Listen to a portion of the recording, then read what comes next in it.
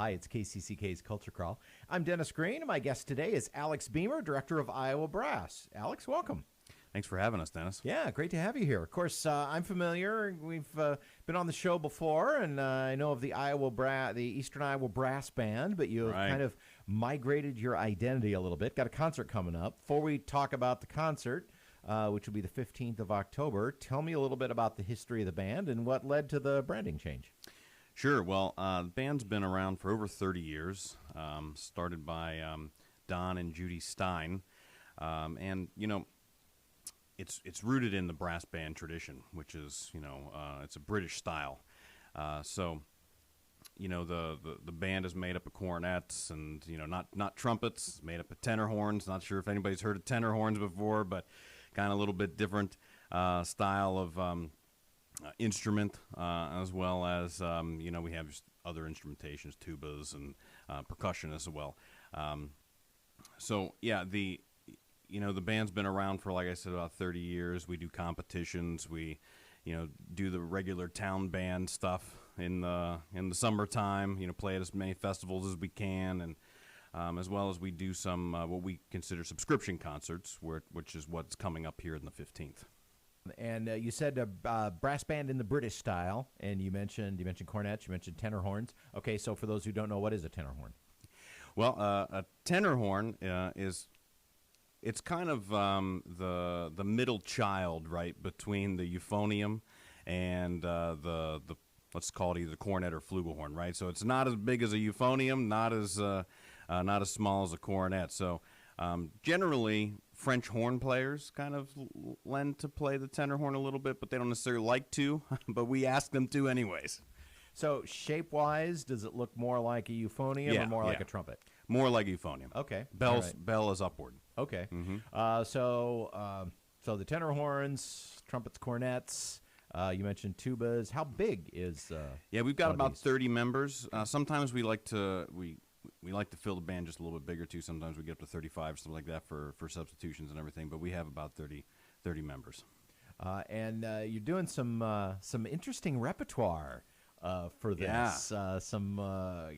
I was really, my ears really pricked up when I saw the playlist for the concert. So tell me a little bit about what you have going for the 15th. Well, it's interesting because band came to me. We've been kind of wrestling with our identity through COVID and everything like that, and they came to me. They were like, "We want to do something different." I was like, "Okay, well, here we go. Cool, we'll do something different." Normally, the brass band, specifically British style, is more of a concert, sit down, closer to a wind band or orchestra type setting, right? But we're not British. We're Americans, and most of the members in the band really have roots in jazz, and they love that idiom exceptionally. So, we pulled out some tough numbers, some cool things. Anything from Phat Metheny to some Stan Kenton stuff, and we even have Old Man River from Showboat in there, right? So there's it's a lot of different stuff than what we're used to playing. Was it hard finding those charts for those kinds of tunes arranged just for a brass band? Yeah, it's hard to find anything for a brass band in the States because you got to get everything from overseas anyways. But yeah, it's definitely challenging. There are some arrangers out there like Ray Farr who definitely work on some of those tunes for brass band. We actually have a composer friend who does a lot of arranging for us, and he's Danish, but he lives in Norway, and he did the arrangement of some skunk funk for us.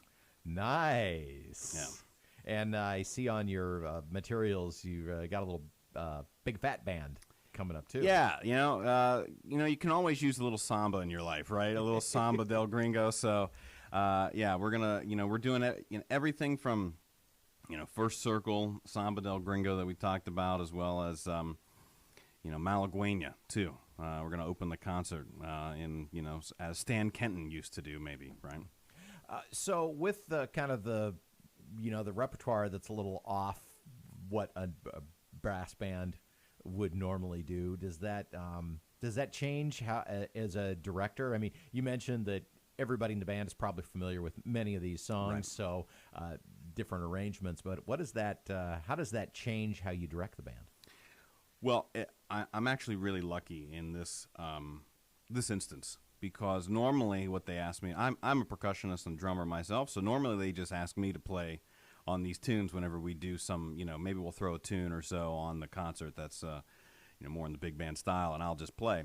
But I'm lucky in this instance that we were able to find Phil Perea, and you guys might know Joe. He's been around here a little bit, right? And Phil's played on many gigs for us. So. Yeah, so we are lucky to find Phil, and he's joined the band here to play all these tunes for us. So I actually just get to sit and listen to everybody this time instead of. Okay, so normally you're in the. So we said brass band. So that we only talked about brass, but percussion. There's also some drums. Percussionist and drums. I normally sit and play most of the. Most recently I normally sit and play most of those tunes, but.